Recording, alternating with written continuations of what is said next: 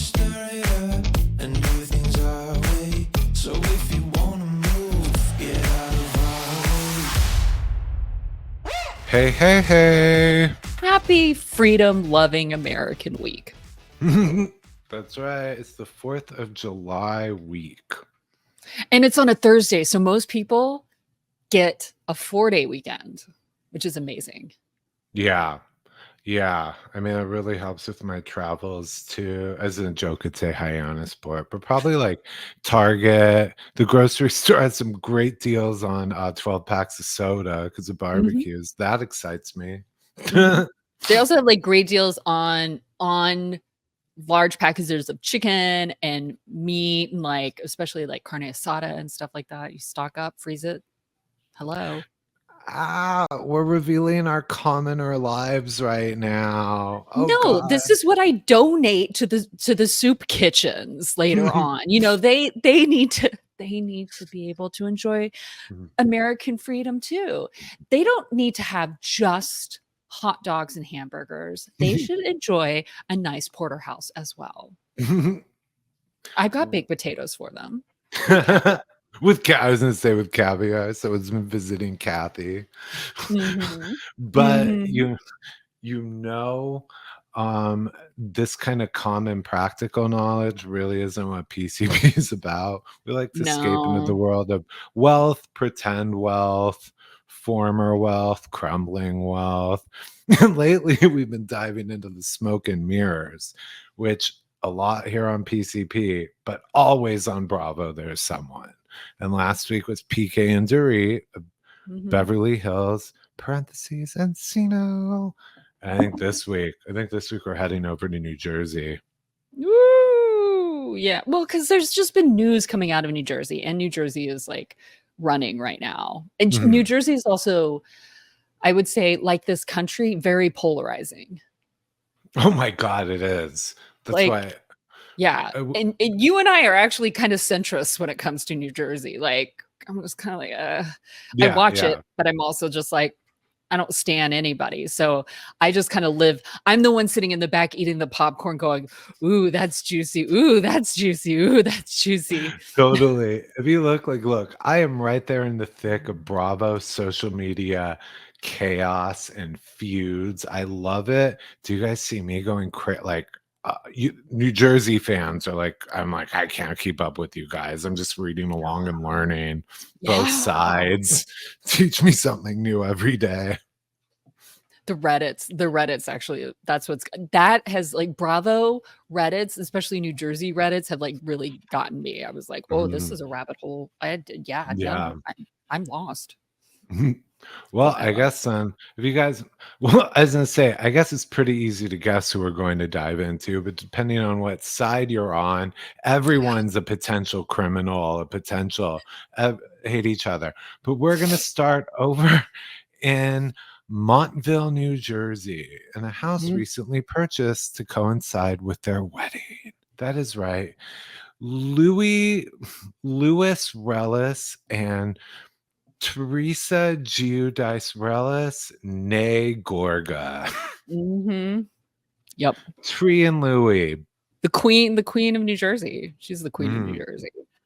Let's be real here. Sorry. Like for anybody who hates her, she is the queen of New Jersey. Absolutely. Top tier housewife. It's really more about Louie. I think we should just dive into it.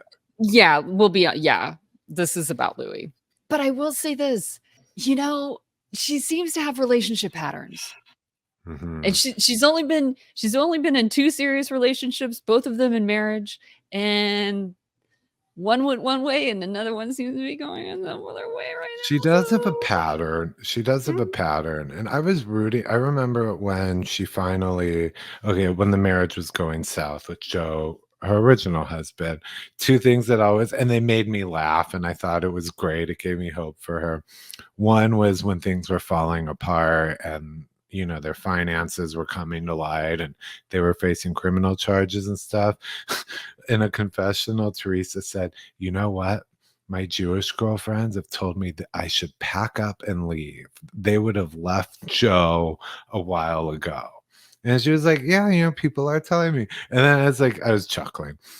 And then once she was divorced and, before she met Louis, she had promised, I think it was on a reunion, that she was gonna let Jackie and stuff set her up with some Jewish guys, a doctor, Mhm. a lawyer, just the religion isn't the issue. It's just someone on like a doctor, a lawyer, Just someone with a a 180 from these Goombas that she dates, that she likes, you know what I mean? I think we all need to get out of our type, period. Like, yeah. we all need to try something a little different. If you always like, mint chocolate chip, why not try Rocky Road?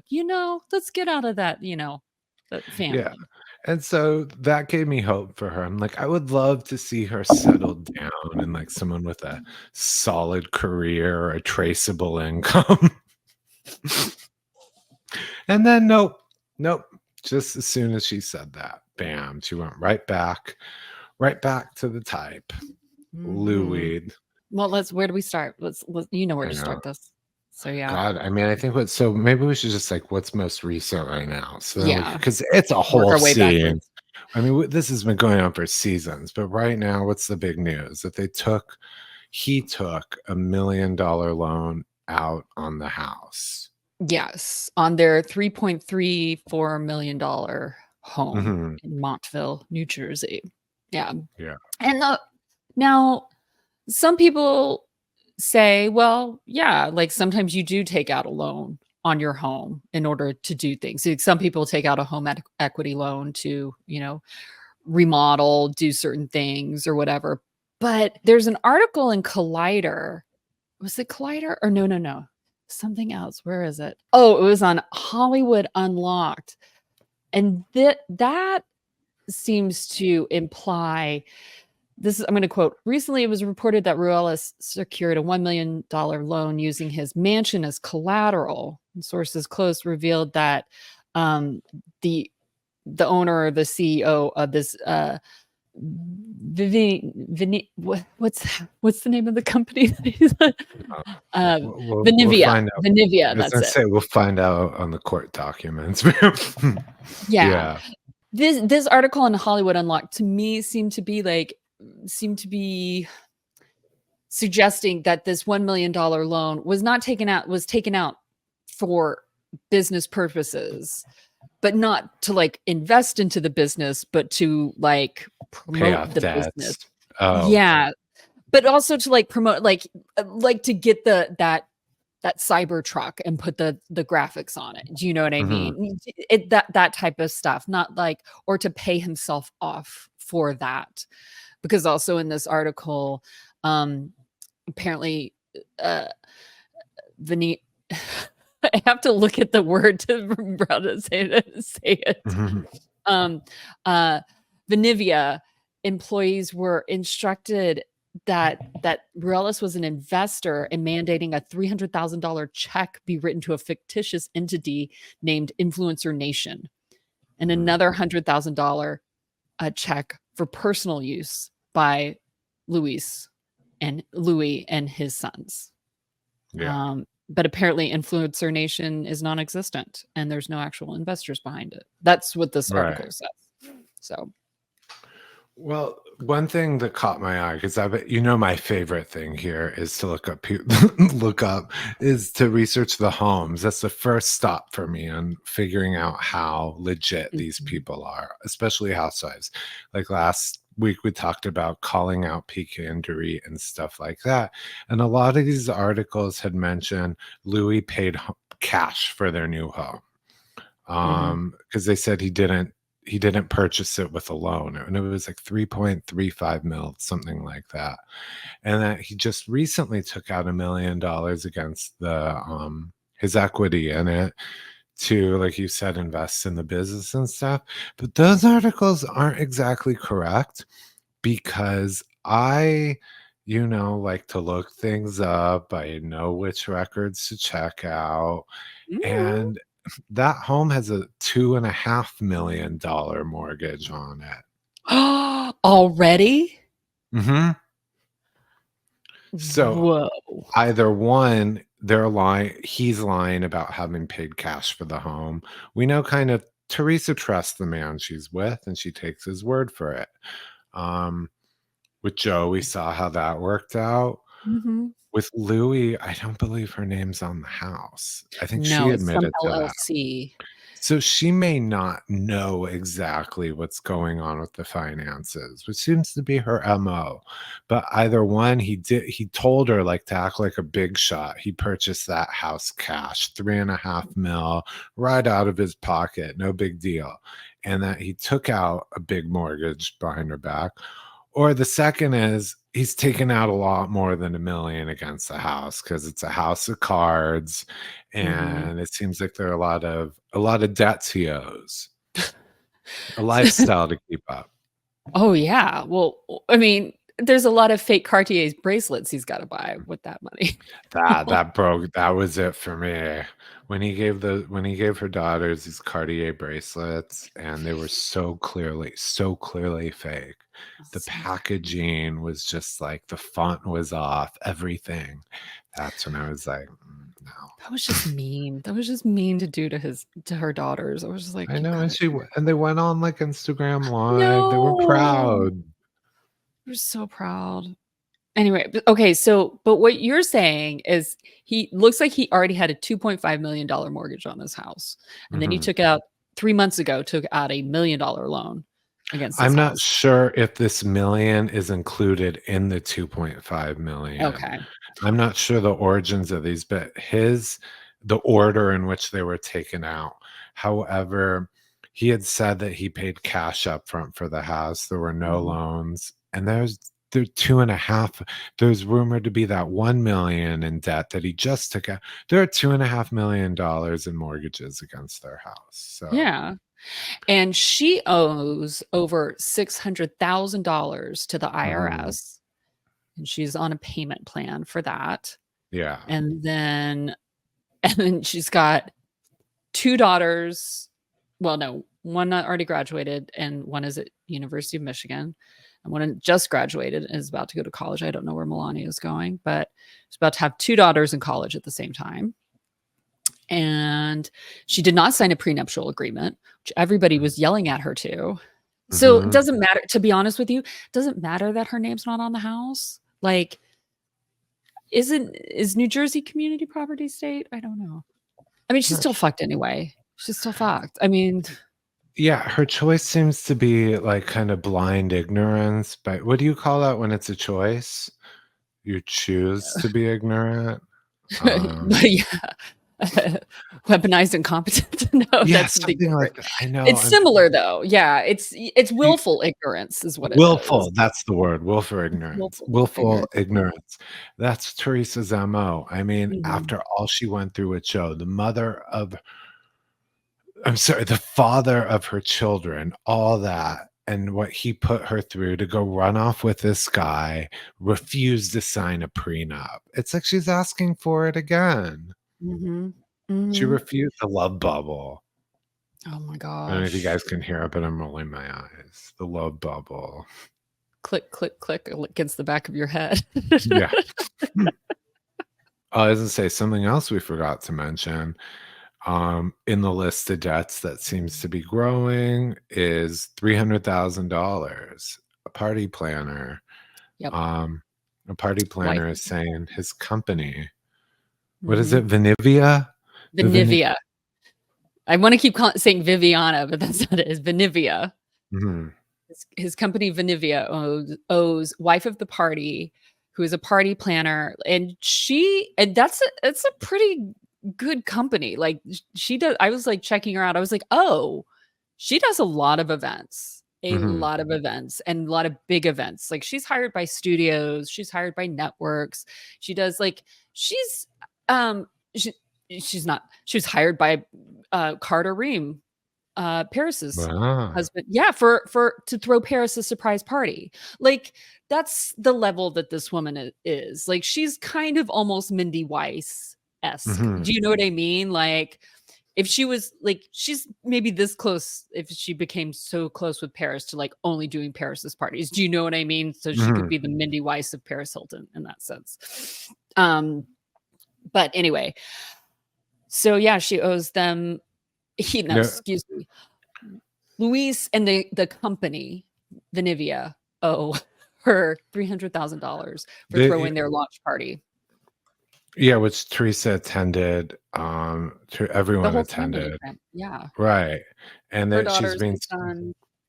and I guess everything's been it was done by the book, she had their expenses approved, their orders approved by them. Things have been invoiced. It's not a dispute over how much it cost or what was purchased.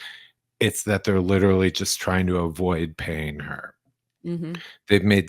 She said they've made a couple of very small credit card payments as like a token to shut her up. And they just keep telling her, we don't have the money. Wait, the wire hasn't come in yet. We're waiting for a payment Ugh, from this. So and so. It's a nightmare. That means the I check's don't in the want to. mail. Yeah, checks in the mail, and it's very, how do I say, allegedly, this is truly just an opinion, but it sounds like if you call a Ponzi schemer to get your investment back, and they're like, "Oh, yeah, wait, oh, was the routing number off? What do you mean the transfer didn't come through?" Mhm. And then the Mhm. number gets disconnected. But she's not going down. She's like, you don't she's like, "I don't give a shit what you do there in New Jersey." She's like, "You don't fuck with me here in LA." Basically is what she's saying. She's like, no. I'm getting my money." And another thing that came out, I guess he has been denying his true association with this brand, Vinivia, this Mhm. company, like distancing himself from it because he doesn't want to be tied to the $300,000 debts for the party. So he's like, "Oh Mhm. no, like I'm not an investor. That's not my company. I've worked with them." It's something that came out that really tripped me out because I remember this trip very well. I was so impressed, not going to lie. When Teresa and when Teresa and Louis went to Switzerland last year. And I mean, that was like first class all the way. They helicoptered onto the Alps. This was like major baller trip. And now that's come out. That too was to meet with Vinivia. They have pictures in their boardroom. He tagged them on the helicopter trip. I Mhm. mean, it sounds like this organization, again, just my opinion, has been like, you get a bunch of investors to invest, and then they're using it to fund their lifestyles, whoever Mhm. Louis' partners in this business are. We've seen it so many times that it's like hard not to ignore the signs. Mhm. I mean, you are willfully ignoring the signs if you are like, because just like what they said on Hollywood Unlocked and Deja Monet, like this is he he got $300,000 as a investor mandate, Mhm, from them, and then also got another $100,000 for his Influencer Nation company, which didn't even exist, from mhm. Vinivia. Yeah. So allegedly, like that's what this is saying. Also, I got curious too because I'm always going to want to know what people think about like working at these jobs. Oh, Glassdoor is amazing. Glassdoor is so wonderful because people really tell you what they think about the places they work or used to work. Granted, there's like two like really nice reviews. Everything else is a joke of a company.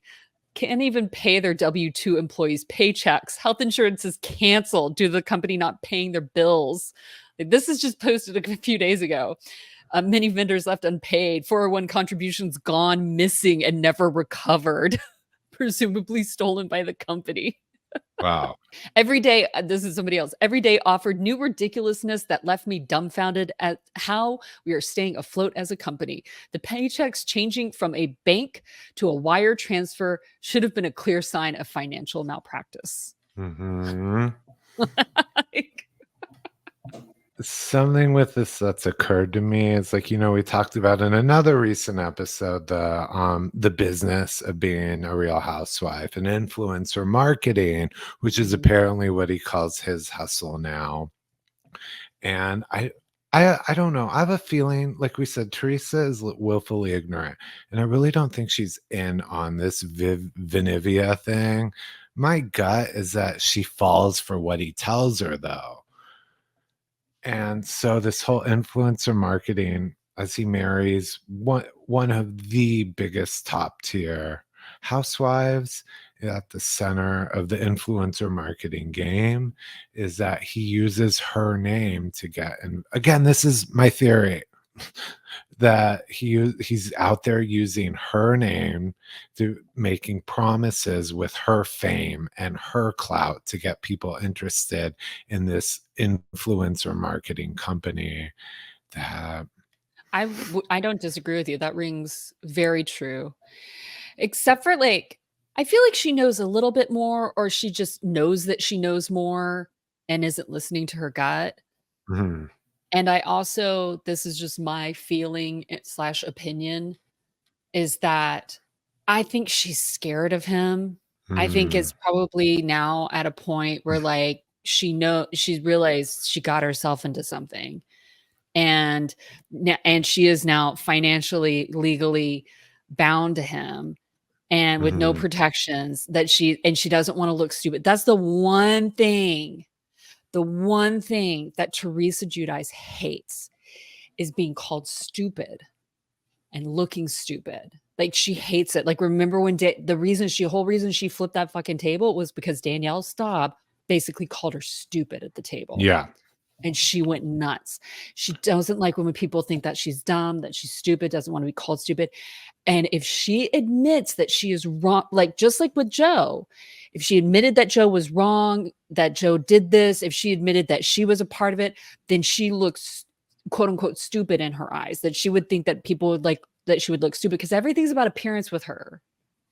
Like, really is. And so this would be the worst. So it's like super scary to think I did this again to myself. Everybody else was right. I'm really going to look stupid. I'm 50 now. Like, I can't, like, what's going to happen to me? Like, do I get a third shot at this? That's Well, scary. you know what she reminds me of in this way? There are a lot of parallels between them. Teresa reminds me of Vicky Gunvalset, in that in certain ways they are smart. They're smart with their castmates. They are smart with Mhm. women. They're smart with playing the game. They can see through them. They are so stupid when it comes to men. So stupid. But I From mean, Louis yes. to Brooks Mhm. to They just wanna be loved. They wanna mhm, be loved. They wanna be loved so unconditionally. Like, I even think, let me break out my armchair psychology degree. Like, it's been talked about before, especially with, like, her issues with her brother at times, with Joe, was that, like, even though that Joe was younger, like, Joe got away with a lot more, and life was easier for Joe in some ways because he was the boy, and, she was the girl and she was the oldest, but she had to, like, do all the family stuff and all the girl stuff and, like, in that traditional Italian type of thing. So I mhm, do think there's always a little bit of resentment, and there sometimes can be engendered roles in families, and especially traditional patriarchal families like that. So the thing is that I feel like it's one of those things where it is a parental issue of like not getting that love of your dad the way that her brother got the love. Do you know what I mean? It's like mhm. constantly looking for that. So like, what did she do? Like, and I'm not, and I don't want people to think that I'm coming after, her father or anything. I'm absolutely not. I'm just saying that, sometimes when you grow up in families with these type of systems, you end up like, sometimes you end up pining for that parent that doesn't give you as much attention because they don't think that they have to, or that they can, because it's not manly enough, or it's not right. It doesn't fit the tradition. So it's like, she knew her father loved her and everything like that, but it was a different type of love than Joe was shown. And so then you go into a relationship and you're looking for somebody to love you in that way. And she married somebody very similar to her father in Joe Giudice.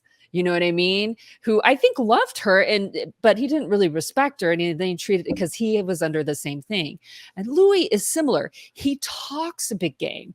He Mhm. talks in the language that she loves and that she wants to hear and that she's been looking for her entire life. But the actions are actually even worse than You anything.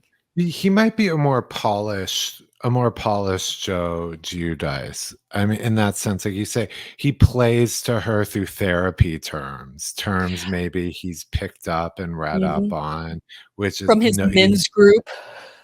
he knows Well, that's what I meant by like a more evolved in that he uses bigger words, but he's still the Mhm. same person.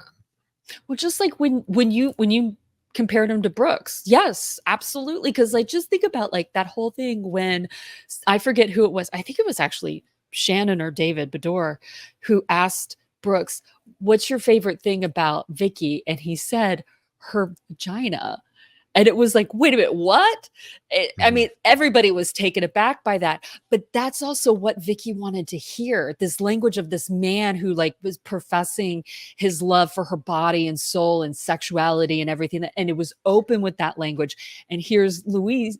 He's open with that language too. And let's talk about like, let's do this. But it's in a manipulative type of way that he uses against her later on. And that's what Brooks did to Vicky. And I think that's what Louis is doing to Teresa. Yeah, they know their targets and they're vulnerable, and these Mhm. guys are narcissists, and they're scam artists allegedly.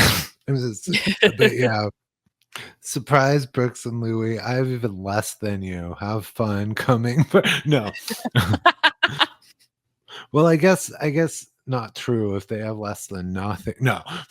El Pointo is you get it. They're like they know their target and they know Brooks got a new set of teeth out of it. I mean, Mhm. Louie's making business deals off of her reputation and her clout. Mhm. So I worry Yeah. for her. I do think we should add that. Like, we want the bad. Like, I feel not bad because it's like fool her once, shame on them. Fool her twice, shame on her. But I don't Yeah. like. That's what it is. I feel bad for her, but you can't. She is who she is. She chooses this. It's we're watching history repeat itself, Mhm. and like we all can see it because I think the first time around with Joe, we all were like hoping that it wasn't real. We were hoping that like Jacqueline and Caroline were like wrong and like all this stuff. We were just kind of like hoping because we're like, no, no, it can't. But it was true and it was real. And even then, she denied it and she lied to everybody's face. I mean, I don't think she knew at a certain point, but I think at another point she knew. You know what I mean? Mhm. Like, and I'll say this, like, I don't wish her any ill will, but Teresa is a liar though too. She will lie right on camera to people's faces. Like she's done it many Mhm. times. And like when she gets caught, like when she got caught like last season or a season before, like that cookout, and she literally threw a tantrum and like knocked over a whole bunch of drinks and like stormed out. Like she doesn't like being caught in a lie, and she will lie blatantly to Yeah. people and to cover her own ass, kind of like a child. And I feel like we're watching history repeat itself, and she's doing that with this. Like, no, Louis got no, everything's fine, everything's fine. No, it's not. She doubles down and digs herself deeper. Mm-hmm. She She, can't she like you like she like quadruples down. Yeah, like you said, she can't admit she's wrong because it makes her feel stupid, and she hates being called stupid. But then on the Yeah. other hand, she uses willful ignorance, and what's the other one we were saying? Weaponized incompetence. When she Mm-hmm. does get caught in a lie, she's like, "Oh, I don't understand the cleansiness." So that she lapses into those like little kind of hunky-doryisms, like to be like, "Look, I'm cute and I don't get big words." She Mm-hmm. knows what she's doing. She has very good instincts. Maybe not a great Yes. vocabulary. That woman can read a castmate. She can read a Mhm. room. She could read an audience. The woman is street smart to the max. Like, Mhm. and one of her street smarts is appearing dumb at times, to be Yeah, honest it's with you. pretend. Like it's like the Jennifer Tilly effect of like you play, it's really like it can be genius to play dumb, and everybody, you get away with so much when people don't think that you're listening or that you really know what's going on.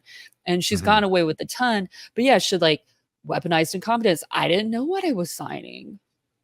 Mhm. How am I supposed to know? Da, da, da. But then at the same time, it was like, oh, she worked as a buyer for Bloomingdale's. She was actually a really senior buyer at Bloomingdale's for a long time. Like, do you know what I mean? Wow. Like, oh yeah. Yeah. It's like the girl ain't dumb.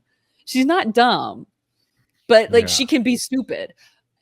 But like somebody's gonna take that out of context, but all of us can be. Like I do not live in a glass house. I do live in a glass house, and so I do not mean to throw stones. Like, we all are stupid at times. We've all done stupid things. So she unfortunately just does them on camera. Over the course of over a decade, more than once.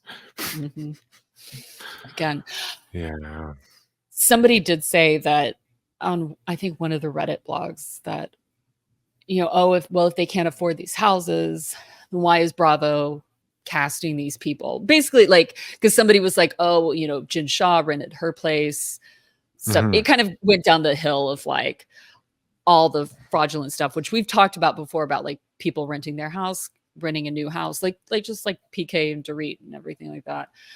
And I wanted to chime in so badly, but I was like, nah, I can't. I'll just wait. I'll say it on the podcast, that really rich people, for the most part, are boring. Like, Kathy Hilton's an exception. Like, she's like a unicorn. Do you know what I mean? Like, but really rich people tend to be boring. They do not make very good television. So you need somebody who is aspirationally rich to be on these shows.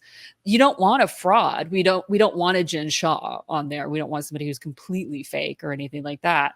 But we also, like, if I really want somebody to be like owning that house there. But at the same time, if somebody's like on that cusp and just like renting a house like pushes them over, I'm totally fine with that.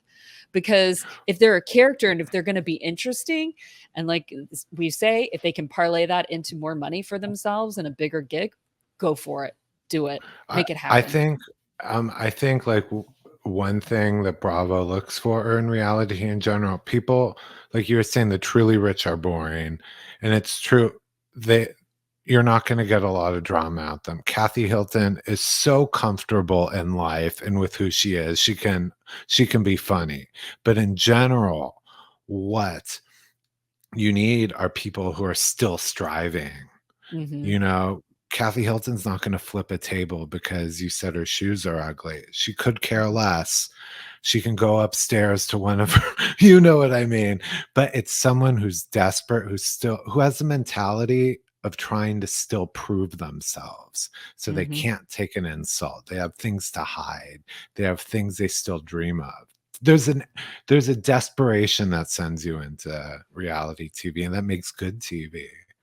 Exactly. So frauds, people, not everyone who's not rich is a fraud, but I mean the truly rich generally don't do it. I mean, it's the ones who make the best TV are playing a game and they're willing to cheat at it. And the thing is that Beverly Hills is really the only one where like they're rich. You know what I mean? Especially the first season when it came out, I was like, oh, these bitches is rich. Like, because also there's New York rich, but you don't get a lot for New York rich in some ways. And they weren't socialites or anything like that. But I was like, in LA, I was like, oh, okay. Well, I was like, I know the Maloof family. I know who that is. I know the Richards sisters. I know what these. I was like, okay, here we go. We're gonna have to talk about that on this podcast. I think we should. I think we should. Are you thinking what I'm thinking? A rewatch of season 1, Real Housewives of Beverly Hills, or as I call it, Bravo's Camelot. A brief shining moment in time filled with glamour that had never been seen before and will never be seen again. Nope. Oh my gosh. Plus we know. What? Plus we know all the people I know. I know stories. I know stories. I think it's long enough. They won't murder me. They won't stuff me in their gift wrapping rooms. I think I could share. Okay, good.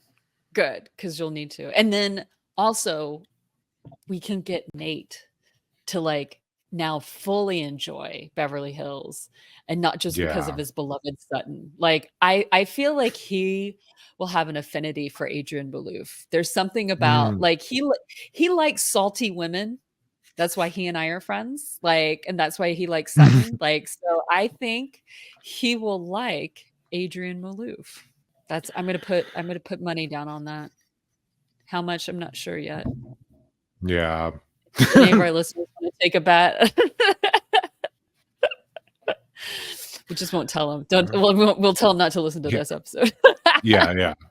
Well, a great way to help us turn pretty corrupt from from smoke and mirrors, a pot of cards, a Podsy scheme into our Podsy. Beverly Hills dreams. You know how to do it. Make sure you rate, subscribe, and review Pretty Corrupt Podcast. And of course, hit us up on social media, Instagram and TikTok at Pretty Corrupt Podcast, and Twitter at Pretty Corrupt One. Of course, from those PCP accounts, you can find all our personals, Stacy's, Nate's, and mine.